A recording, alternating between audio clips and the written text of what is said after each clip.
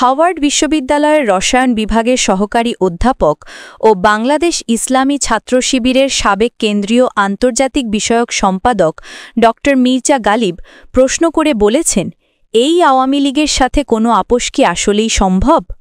সোমবার রাতে জাতীয় নাগরিক পার্টি অর্থাৎ এনসিপির সদস্য সচিব আক্তার হোসেন ও দলটির জ্যেষ্ঠ যুগ্ম সদস্য সচিব ড তাসনিম জারা আওয়ামী লীগের নেতাকর্মীদের হামলার শিকার হওয়ার পর ফেসবুকে তিনি এই প্রশ্ন করেন।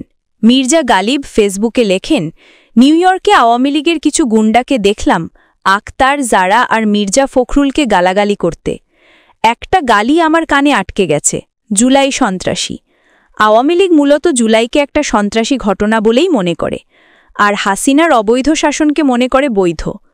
এর আগে গোপালগঞ্জের ঘটনাতেও আমরা দেখেছি এদের সন্ত্রাসী খাসলতের মধ্যে বিন্দুমাত্র পরিবর্তন হয় নাই।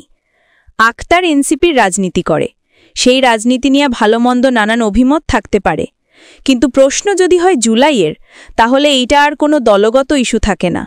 জুলাইকে প্রশ্ন করে আওয়ামী লীগ যখন আক্তারকে গালি দেয়, ডিম মারে, তখন আওয়ামী লীগ আসলে আমাদের সবাইকে গালি দেয়, সবাইকে ডিম মারে, আর চোখে আঙ্গুল দিয়ে দেখিয়ে দেয় তাদের ভবিষ্যৎ রাজনীতি কি হবে।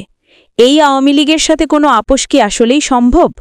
জুলাইয়ের 1 বছরের মধ্যে এই ঘটনা ঘটাচ্ছে তারা। একটু সুযোগ পেলে এরা আবার আমাদের মারবে একইভাবে, বুলেট দিয়া, রাতের অন্ধকারে উঠাইরা নিয়া, আয়নাঘরে গুম কইরা, ধইরা নিয়া ভারতে পাচার কইরা। জুলাইয়ের সাথে আপোষ কইরা আমাদের কোনো ভবিষ্যৎ নাই। আমাদের ভবিষ্যৎ আমাদের সংগ্রামে, আমাদের বিপ্লবে।